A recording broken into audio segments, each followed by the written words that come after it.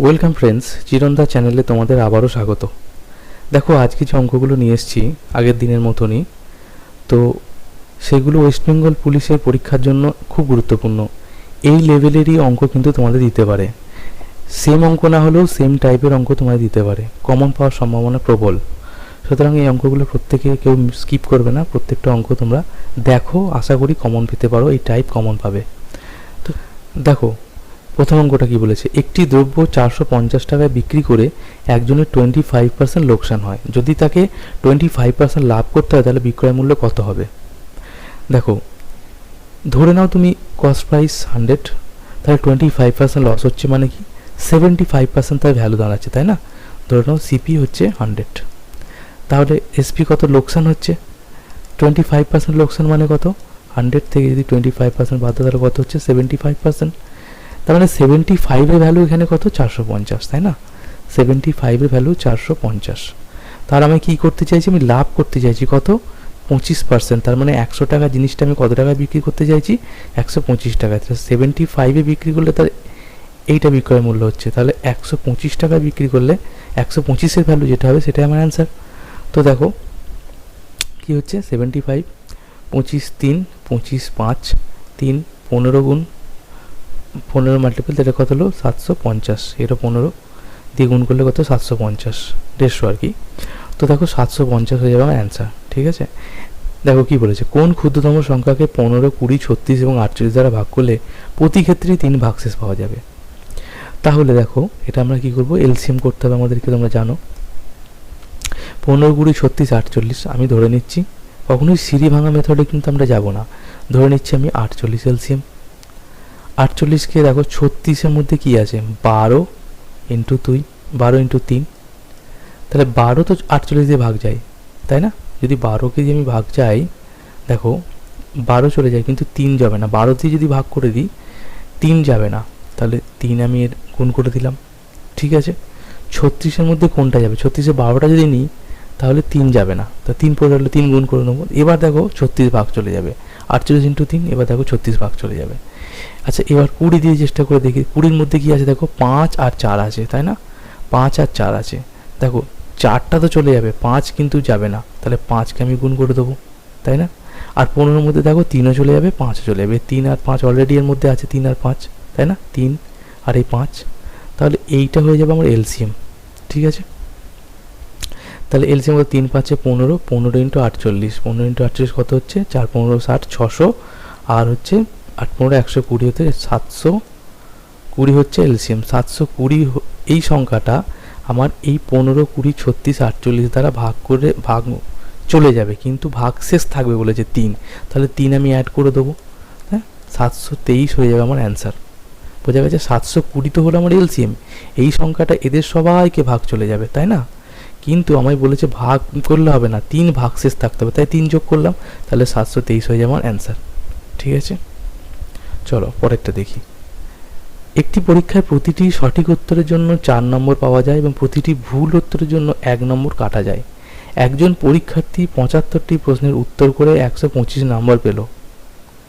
দেন question কোথায়? আচ্ছা, এখানে কোশ্চেনটা ছাপা হয়নি, তাহলে এখানে জানতে চেয়েছিল, কি জানতে চেয়েছিল? একজন পরীক্ষার্থী 75 প্রশ্নের উত্তর করে, তাহলে কতগুলো ঠিক করেছিল, এটা হতে পারে, কতগুলো ঠিক করেছিল, ঠিক করেছিল, ঠিক আছে? তো দেখো কি বলেছে, 4 নম্বর প্রত্যেকটা সঠিকের জন্য 4 করে পাচ্ছে, আর প্রত্যেকটা ভুলের জন্য 1 নম্বর কাটা যাচ্ছে। 75টি প্রশ্নের উত্তর করেছে, আচ্ছা আমি ধরে নিচ্ছি সে সব কটাই ঠিক করেছে, তাহলে 75টা যদি সে ঠিক করে তাহলে 75 ইন্টু 4 কত পাচ্ছে সে? 300, 300 নম্বর সে পাবে। কিন্তু দেখো সে 125 পেয়েছে, তার মানে সে কত কম পেয়েছে বলো? 125 সে পেয়েছে, তাহলে সে 175 নম্বর কম পেয়েছে, তাই না? বিয়োগ করলে 175 হয়, তাহলে 175 নম্বর সে পায়নি, পেয়েছে কত? 125, তাহলে 175 নম্বর সে পায়নি, এটা কি হচ্ছে? তার নেগেটিভ মার্কিং। এবার একটা জিনিস এখানে সামান্য কনসেপ্টটা জেনে যেতে হবে। দেখো কি বলেছে, একটা প্রশ্নের যদি আমি ভুল করি তাহলে 4 নম্বর তো আমি পাবোই না, তারপরেও আমি কি পাবো না? এক নম্বরে ভুল করার জন্য 1 নম্বর কাটা যাবে। তার টোটাল আমি কত পাচ্ছি, এই যে 4 নম্বর এটা তো আমার বাদ যাবেই যাবে, 4 নম্বর বাদ যাবে প্লাস আর 1 নম্বর বাদ যাবে। এই 1 নম্বরটা কোথা থেকে এলো, দেখো 1 নম্বর কাটা যাবে, 4 নম্বর একটা ঠিক করলে আমি 4 নম্বর পেতাম, কিন্তু আমি ঠিক তো করিনি বরং ভুল করেছি, তাই এই যে 1 নম্বর ভুল করলে 1 নম্বর কাটা যায়, তাহলে টোটাল একটা ভুলের জন্য আমি টোটাল 5 নম্বর আমার মাইনাস যাবে, তাই না? তাহলে একটা ভুলের জন্য 5, তাহলে আমি 175টা 5 নম্বর আমার বাদ যাচ্ছে, এখানে টোটাল বাদ যাচ্ছে কত 175, তাহলে 5 দিয়ে যদি ভাগ করি আমি কত পাচ্ছি দেখো 35, তাহলে 35টা আমি অঙ্ক ভুল করেছি, তাই না? 35টা প্রশ্ন আমি ভুল উত্তর করেছি, 35টা প্রশ্ন আমি ভুল উত্তর করেছি। টোটাল আমার প্রশ্ন কী ছিল, টোটাল আমি প্রশ্ন করেছি কত 75টা, তাহলে টোটাল 75টা প্রশ্ন আমি করেছি, 35টা যদি ভুল করি তাহলে কতগুলো আমি সঠিক করেছি, 40টা। এখানে কোশ্চেনটা ছাপা ছিল না, এটা তাই আমি লিখে দিলাম, কতগুলো ঠিক করেছে, 40টা ঠিক করেছে। আশা করি বুঝতে পেরেছ। যদি না বুঝতে পারো ভিডিওটা আরেকবার পজ করো, ব্যাকওয়ার্ড করে দেখো, বুঝতে পারবে ঠিক। চলো পরেরটায় যাই। সক ক্ষমতা সম্পন্ন অর্থাৎ সমান ক্ষমতা সম্পন্ন 9টি কল খোলা থাকলে একটি জলাধার 20 মিনিটে ভর্তি হয়। জলাধারটি 15 মিনিটে ভর্তি করতে হলে ওই একই ক্ষমতা সম্পন্ন কতগুলি কল খোলা রাখতে হবে। ঠিক আছে, দেখো 9টা কল 20 মিনিটে ভর্তি করছে, তাই না? এবার আমি 15 মিনিটে ভর্তি করতে চাইছি, তাহলে আমার কতগুলো খোলা রাখতে হবে, এদের প্রোডাক্ট সমান হবে, তাই না? তাহলে 15টা দেখো আমি দেখতে পাচ্ছি এখানে উত্তর 12 মিনিট, তাই না? এটা আমি এক্স ধরে কেন করতে যাবো, 15 12 দেখতে পাচ্ছি, কাটাকাটি করবে 12ই উত্তর আসবে। ঠিক আছে, তাহলে 9টা কল বা 20 মিনিট করে রাখতে হবে, আর 15 মিনিটে ভর্তি করতে গেলে 12টা কল লাগবে। দেখো কল সংখ্যা তুমি যখন 9টা কল তুমি যখন 20 মিনিটের জায়গায় 15 মিনিটে কাজটা করতে চাইছো, তাহলে আমার কল সংখ্যা বাড়াতে হবে, তা 9-এর বেশি হবে। তাহলে এখানে কত হচ্ছে দেখো 9 20 180 আর 15 12 180। ঠিক আছে, চলো পরেরটা দেখো। এ এবং বি একটি কাজ 8 দিনে সম্পন্ন করতে পারে। ওই একই কাজ সম্পন্ন করতে বি সি একত্রে কাজ করলে লাগে 12 দিন এবং সি একত্রে লাগে 8 দিন। এ বি সি একত্রে কাজটা কদিনে সম্পূর্ণ হবে, এখানে অপশান উড়ে গেছে, চলো বানিয়ে করি। কি বলেছে, এ বি তার মানে এ প্লাস বি, খুব সোজা অঙ্ক, A plus B, B plus C. আমি লিখে করাচ্ছি তাই, কিন্তু তোমাদের অভ্যাস থাকলে তোমরা এটা মুখে মুখেই করতে পারবে। ঠিক আছে, আর সি প্লাস এ, তাহলে এদের এলসিএম কত, টোটাল এরা কত দিন করছে, এ দেখো 8 দিন, আর এ 12 দিন, আর এও 8 দিন, সি আর এও 8 দিন, তার টোটাল 8 12, এদের এলসিএম কত, 8 12 12 এলসিএম হচ্ছে 24। ঠিক, দেখো এ আর বি এর এফিসিয়েন্সি কত, টোটাল এফিসিয়েন্সি 3, বি আর সি এর এফিসিয়েন্সি 2, আর সি আর এর এফিসিয়েন্সি কত 3। তাহলে দেখো এদের টোটাল এফিসিয়েন্সি কত, 3 আর 2 5, 5 আর 3 8। ঠিক আছে, এবার এই 8 এফিসিয়েন্সি এদের টোটাল, তাই না? তাহলে এটা আমার 8 দিয়ে যদি ভাগ করে দিই কত হবে, 3 দিনে কাজটা শেষ করতে পারবে, 3 দিনেই কাজটা কমপ্লিট হয়ে যাবে। 3 দিনে কাজটা কমপ্লিট করবে কারা কারা, যখন এ এখানে একবার কাজ করেছে, এ এখানে একবার কাজ করেছে, বি এখানে একবার কাজ করেছে, বি এখানে একবার কাজ করেছে, সি এখানে একবার কাজ করেছে, এখানে একবার কাজ করেছে, অর্থাৎ ডবল কাজ করছে, তাই না? 2a plus B plus C কাজটা 3 দিনে করতে পারবে, কিন্তু শুধু একা এ প্লাস বি প্লাস সি যদি করতে হয় কাজটা, তাহলে এটার সময়টা আরও দ্বিগুণ হয়ে যাবে, তাই না? এই দুইটার দিকে চলে যাবে, তাহলে 6 দিনে কাজটা কমপ্লিট করতে পারবে। ঠিক আছে, এই জায়গাটা খেয়াল রাখতে হবে। 3ও হয়তো তোমাদের দেখবে উত্তর থাকবে, কিন্তু 3টা করবে না। ঠিক আছে, কেন 3 করবে না, যে যদি 2a b c করতো, যদি দুবার এ দুবার বি দুবার সি কাজ করতো, তাহলে 3 দিনে হতো। ঠিক আছে, কিন্তু আমি বলেছে এ বি সি একত্রে কাজটা কদিনে করবে, তাহলে এ বি সি করলে কী হবে, এফিসিয়েন্সি যেহেতু কমে যাচ্ছে, সুতরাং টাইমটা তো দ্বিগুণ হয়ে যাবে। ঠিক আছে, এফিসিয়েন্সি হাফ হয়ে গেলে টাইমটা আমার দ্বিগুণ হয়ে যাবে। ঠিক আছে, আশা করি বুঝতে পেরেছো। চলো পরেরটা দেখে নিই। কী বলেছে, নিখিল ও তার দাদা সূর্য একটি কাজ একত্রে 12 দিনে সম্পন্ন করতে পারে। নিখিল তার দাদার দ্বিগুণ কাজ করে, ওই কাজটি সূর্য একা কত দিনে সম্পন্ন করতে পারবে। তাহলে আমি যদি নিখিল আর সূর্যকে নিয়ে নিই, ঠিক আছে, নিখিল আর সূর্য, নিখিলের এফিসিয়েন্সি কত বলেছে দেখো, নিখিল তার দাদার দ্বিগুণ কাজ করতে পারে, তাহলে এর এফিসিয়েন্সি কত হবে, নিখিলের যদি 2 হয় তাহলে সূর্যর হবে 1, সূর্য যদি একটা কাজ করতে পারে, নিখিল 2টো কাজ করতে পারবে, তাহলে টোটাল এফিসিয়েন্সি কত, 2 এর 1 3 হচ্ছে টোটাল এফিসিয়েন্সি। তাহলে এবার বলেছে টোটাল কত টাইম লাগাচ্ছে, 12 দিন, তাহলে টোটাল কাজ কত, total efficiency into total time সমান কি টোটাল ওয়ার্ক হয়, টোটাল ওয়ার্ক, তাহলে টোটাল ওয়ার্ক কত 36টা কাজ। এবার আমায় দেখো কি বলেছে, ওই কাজটি সূর্য একা কতদিনে সম্পন্ন করতে পারবে। সূর্যের এফিসিয়েন্সি কত, একটা করে। এবার একটা করে যদি বলে কাজ কর, সূর্য একটা করেই কাজ করতে পারে, 36টা কাজ করতে কদিন লাগবে, 36/1, তার মানে 36 দিন। ঠিক, চলো পরেরটা যাই। পরপর 8টি সংখ্যার মাঝখানে দুটি সংখ্যার গড় 6 হলে ওই 8টি সংখ্যার সমষ্টি কত হবে। দেখো আমরা কখনোই x+1 এসব করতে যাব না, ঠিক আছে, এগুলো টাইম নষ্ট হয়। তোমাদের যদি কনসেপ্ট ক্লিয়ার থাকে না, তাহলে তোমরা এটা দেখা মাত্রই অ্যান্সার করে দেবে। যেমন আমি এটা বলতে পারছি 48 অ্যান্সার, পড়তে পড়তে আমি অঙ্কটা করে ফেলেছি, কিন্তু বোঝানোর জন্য দেখো তোমাদের একটা কনসেপ্ট হয়তো অনেকেই জানো, কারণ আমি এটা শুধু প্র্যাকটিসের জন্যই করছি, আমি অত ডিটেলসে কনসেপ্ট বলছি না, তবু এটা আমি একটু বলে দিচ্ছি। দেখো কী বলেছে, পরপর 8টি সংখ্যার মাঝখানে দুটি সংখ্যার গড়। আমি ধরে নিই 8টি সংখ্যা, 1, 2, 3, 4, 5, 6, 7, 8টা। এবার দেখো বলছে দুটি সংখ্যার গড় পরপর, এখানে একটা জিনিস মনে রাখতে হবে, পরপর, ঠিক আছে, কনসিকুয়েন্স। এখানে পরপর তোমার দুটি সংখ্যার মাঝে দুটি সংখ্যার গড়, তার মানে এই ধরো এই 3টে আর এই 3টে বাদ দাও, মাঝে দুটো সংখ্যার গড় হচ্ছে এই যে দুটো সংখ্যা, এই দুটো সংখ্যার মাঝের সংখ্যাটা হচ্ছে 6। যদি যে কোনো একটা সিরিজের একই হারে মানে সংখ্যাগুলো বাড়ে, তাহলে যে মাঝে দুটো সংখ্যা হবে সেইটাই টোটাল সংখ্যাটার গড় হয়, ঠিক আছে। টোটাল সংখ্যাটার গড়, মাঝে দুটো সংখ্যার গড়ই হলো টোটাল সংখ্যাটার গড়, ঠিক আছে। তাহলে আমি কি বললাম, এইখান থেকে এই পর্যন্ত সংখ্যাগুলোর গড় কিন্তু টোটাল এই 1 নম্বর থেকে একদম 8 নম্বর সংখ্যার গড়ই হচ্ছে 6। তাহলে যদি গড় হয় 6 আর টোটাল সংখ্যা যদি 8 হয়, তাহলে সমষ্টি কত হবে 48। বোঝা গেছে, গড় আমরা দুভাবে পেতে পারি। এই ফার্স্ট সংখ্যাটা আর লাস্ট সংখ্যাটাকে যদি আমি ধরে নাও এটা এক্স, এটা ধরে নাও ওয়াই, তাহলে এক্স প্লাস ওয়াই বাই 2 হচ্ছে আমার অ্যাভারেজ। বোঝা গেছে। অথবা এই দুটো সংখ্যা, মাঝের দুটো সংখ্যার যদি আমি যোগ করে 2 দিয়ে ভাগ করি, সেটা আমি অ্যাভারেজ পাবো। দেখো এখানে অ্যাভারেজ বলেই দিয়েছে, মাঝের দুটো সংখ্যার গড় 6, তাহলে এইটাই হচ্ছে পুরো সংখ্যাটার গড়, ঠিক আছে, এইটাই হচ্ছে অ্যাভারেজ।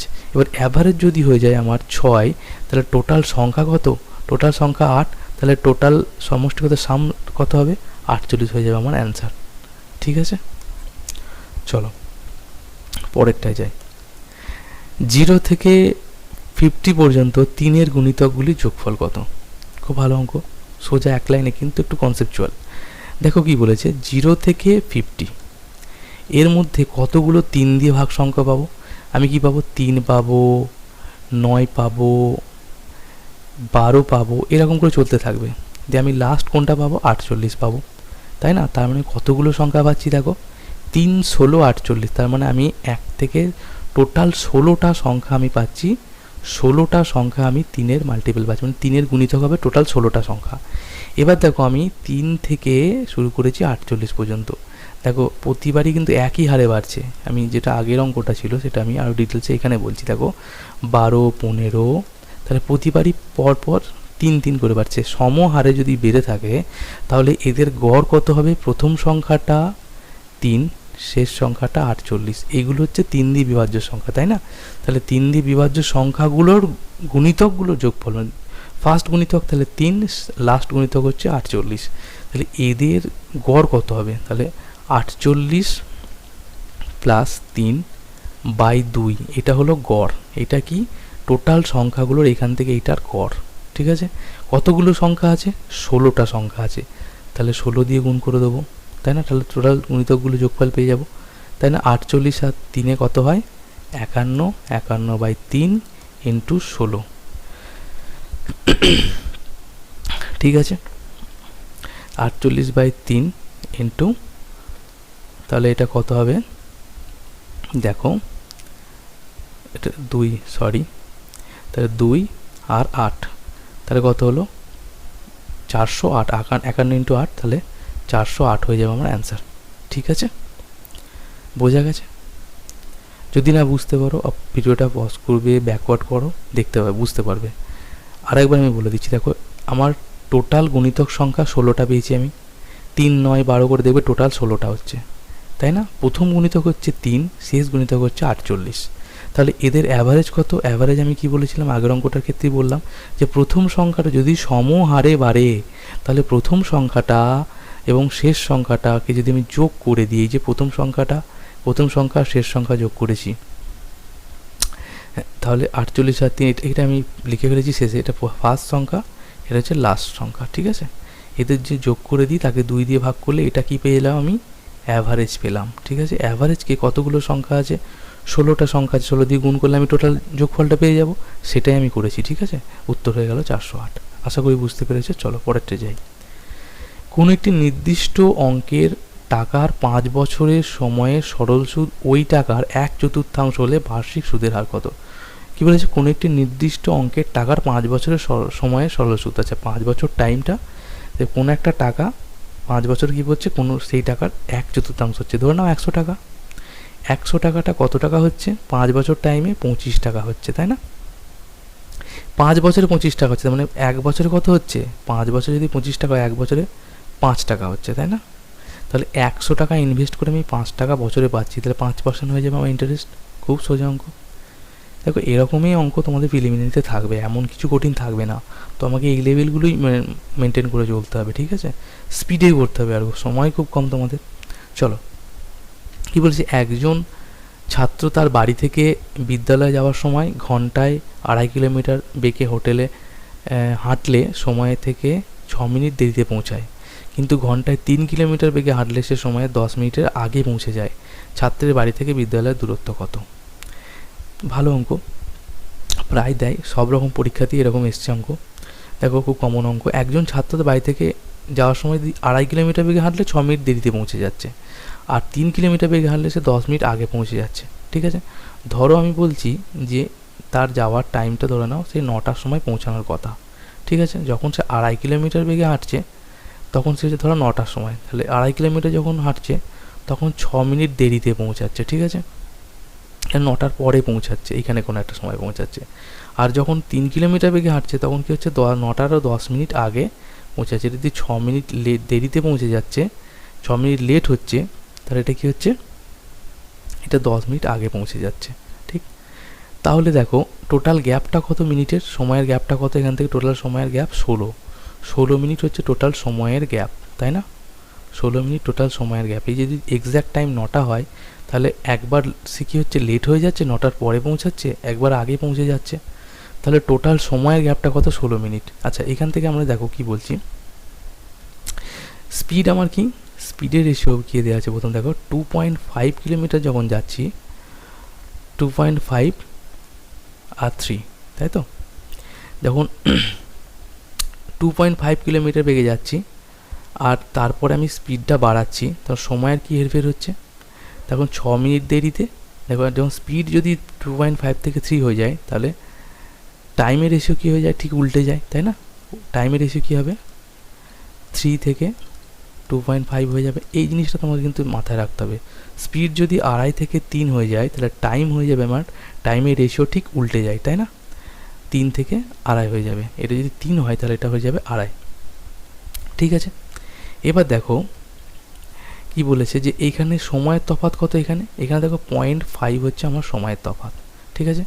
0.5 হচ্ছে আমার এখানে সময়ের তফাৎ, 0.5 ইউনিট। এই 0.5 ইউনিট মানে কি, 0.5 ইউনিট মানে হচ্ছে 16, ঠিক আছে? এই 0.5টা হচ্ছে 16, তাহলে 0.5-এর ভ্যালু হচ্ছে এখানে 16 মিনিট, ঠিক আছে? তাহলে 0.5-এর ভ্যালু যদি 16 মিনিট হয় তাহলে 2.5-এর ভ্যালু কত?